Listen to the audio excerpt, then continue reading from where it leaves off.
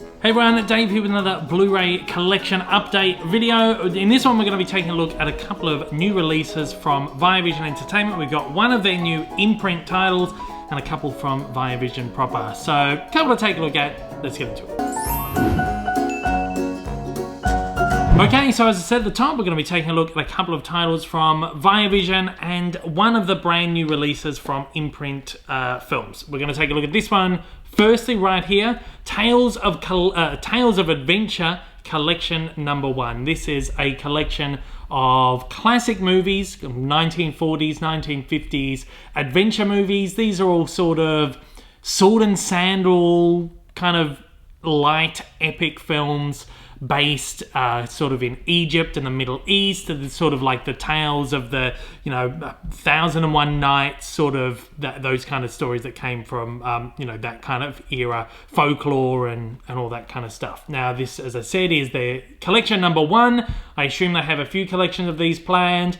Hollywood went mad for these movies in the 40s. They were just kind of ripe for the picking. Adventure films were huge back then. And then when Technicolor came into the mix, they just went absolutely rampant and made so many of these Technicolor extravaganzas. Some of them went on to become very, very well-known movies. Others just kind of were B movies and haven't really had as much of I guess, play in modern times as some of the others. Now, this is a collection of sort of some of the more B movies of the lot. Some of the ones that perhaps some people may not have seen or even heard of. In fact, there's only a couple in here that I'd really even heard of myself. We've got this one right here. It's called Arabian Nights. Two half-brothers battle each other for the power of the throne and the love of a sensual, gorgeous dancing girl, Sherazade. So this one right here, it's got John Hall, Maria Montez, and Sabu. And as always, Imprint Films, really great little box art right there with the traditional, the classic poster artwork and some nice pictures in there. Some really great bonus features on here as well. We've got a piece on Maria Montez, Queen of Technicolor, Man of 1,000 Themes, Frank Skinner at Universal. So some really great stuff on there. All of these have got some really great bonus features. This one right here is The Life, Loves and Adventures of Omar Khayyam. This is in the 11th century Persian city of Nishapur. The poet, astronomer, soldier and military strategist Omar Khayyam woos a Shah's bride and foils a plot of assassins. Again, a couple of little pieces on there, some audio commentaries and video essays, stuff like that, and some great artwork behind that one right there too. So there we go, there's that one. And then we've also got The Desert Hawk. When a freedom fighter known as the Desert Hawk tricks the Caliph's daughter into marriage, the evil Prince Murad plots to have the princess killed and her husband framed for her murder. So all these movies, you kind of get the idea. There's a swashbuckling and there's gorgeous women who need to be taken away from abusive fathers and villains, and it very Aladdin. It kind of comes from that same, it's a slave in the palace of 1,000 delights. So these are all stories that probably came from, the Arabian Nights, the tales, the 1,000 Nights of the Arabian Nights, all that. This one right here is 1,001 Nights, which is about Aladdin. Nothing goes right for Aladdin when attempting to win the heart of Princess Amina until he discovers the magic lamp that houses the genie. She in turn falls for her new master and successfully thwarts his would-be royal romance. No bonus features on that one there, unfortunately. Would have been fun to get something on, a version of Aladdin, which is actually quite a fun little version of Aladdin. We've got Zarak in here as well. Now this one, most of these are just single films to a single disc. Weirdly, I guess because the movies are, they're only an hour and a half. These other ones, that's an hour 20, that's an hour 40, an hour 30. Not sure why they've decided to put these two movies on a disc together. But the other one there is Zarak, which is Zarak Khan, banished from his village after it's revealed that he is in love with his father's youngest wife. Salma becomes a ruthless leader of an outlaw band in the India-Afghanistan border. So yeah, oddly, those two movies are bundled up on a single disc, and the flip side of that cover right there is the artwork for Zarak, so you can choose which movie you want to display.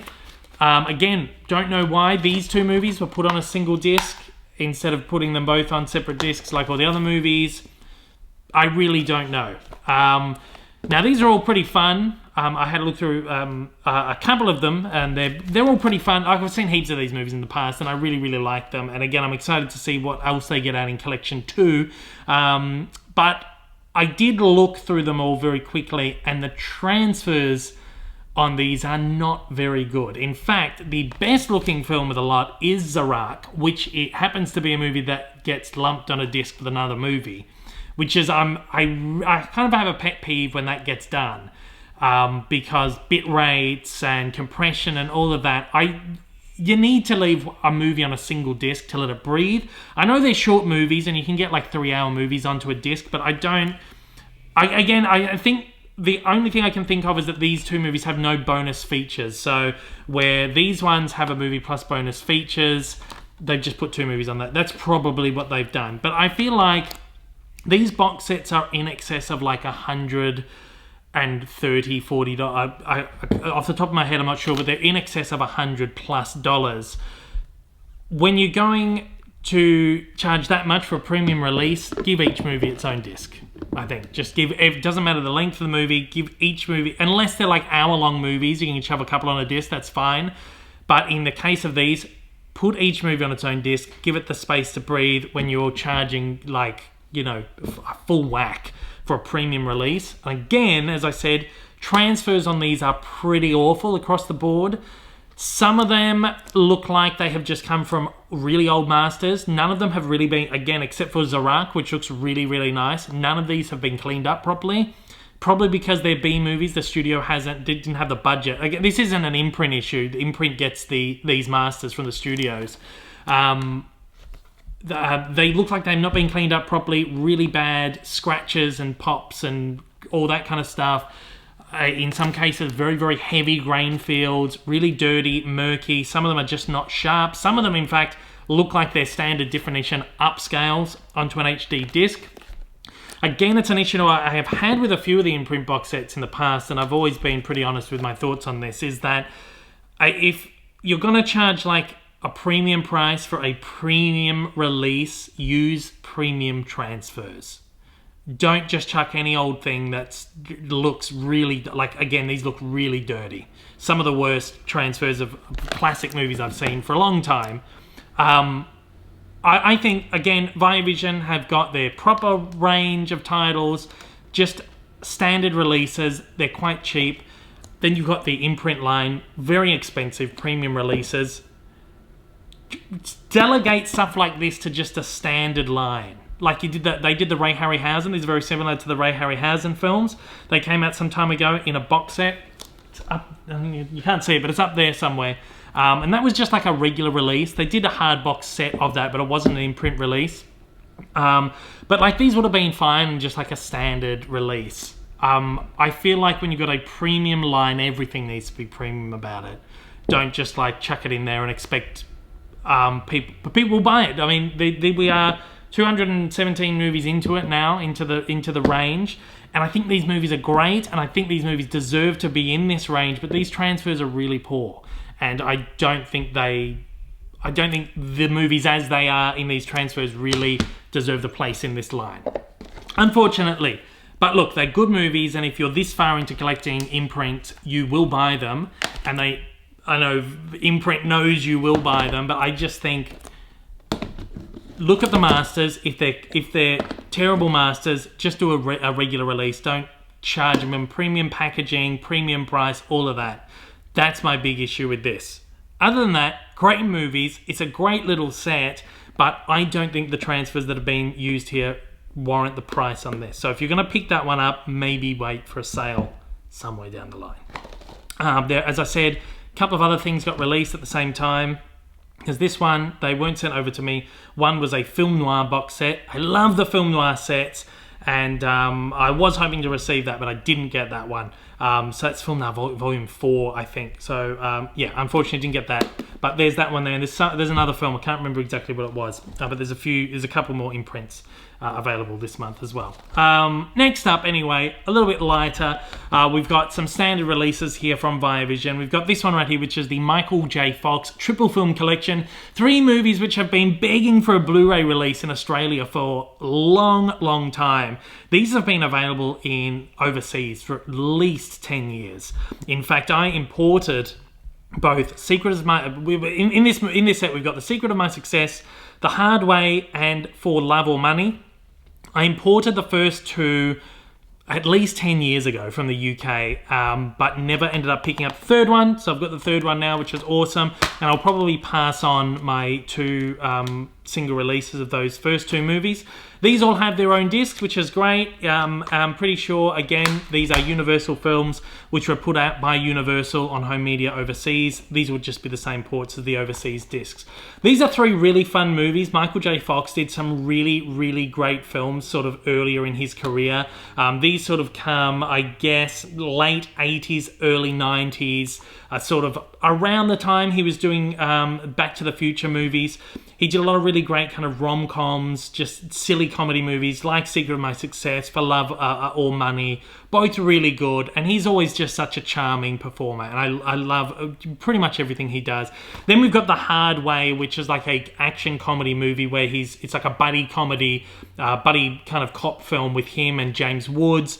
And, you know, James Wood plays the kind of gruff cop and he's the young kind of bumbling protege. So fun. And they work off each other so well. Really good movie. Transfers on these aren't the best. These are just kind of standard studio transfers, early Blu-rays from like the early, like 10 years ago. But this has a really pretty decent price put on it. And, you know, you're getting what you're paying for in a standard release of these 3 movies. These are never really going to look that, but they're never going to go back at these 3 films in particular and do 4Ks of them.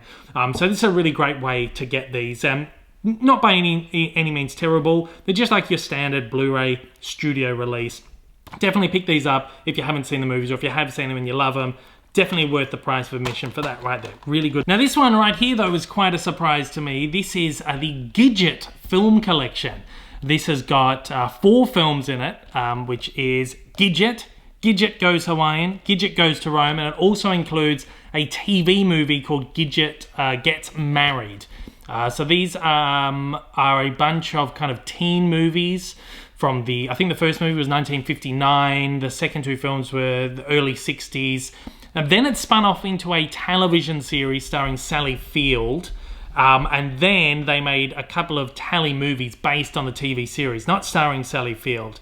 But so the second movie that's included in here, Gidget Gets Married, early 70s, is actually the second of 2 tally movies. The first tally movie not included in the set for whatever reason.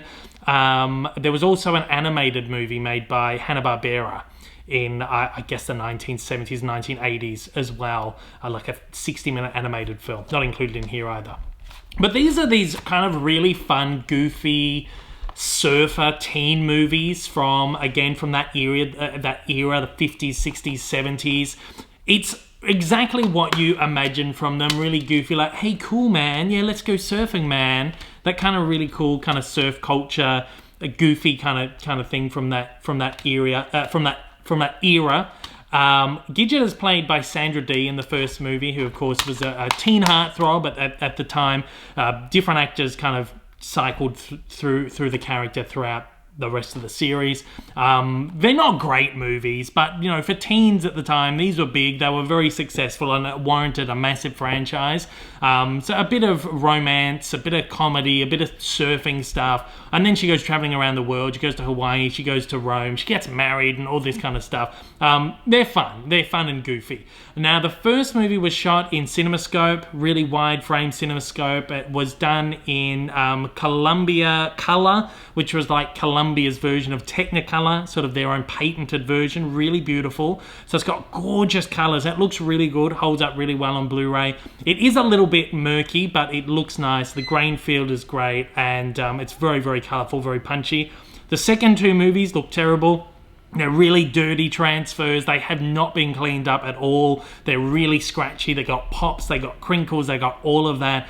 In fact, the second movie, Gidget Goes Hawaiian, looks like I'm almost certain it is a upscale from standard definition, because you can see a lot of really bad artifacting. The third movie looks a little bit better, But in fact, Gidget Gets Married, which is the television movie, looks even better than any of the sequels. It looks terrific in HD. So that's cleaned up really, really well.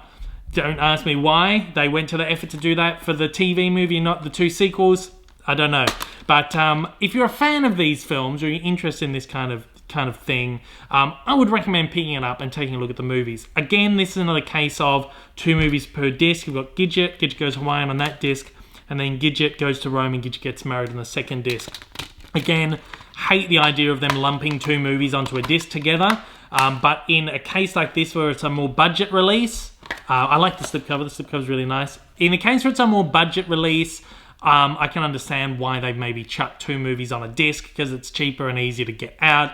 I just don't like when they do it on a more premium release like that.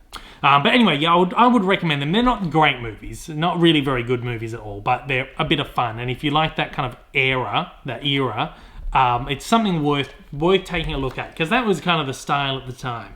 So anyway, these are 3 recent releases from Via Vision Entertainment and their Imprint line, Imprint films, right there. These are all available to pick up right now. All really great movies. Go and check them out. So thanks once again to Imprint for sending these over. I really appreciate it, as always. And thanks everybody out there for watching. Until next time, take it easy.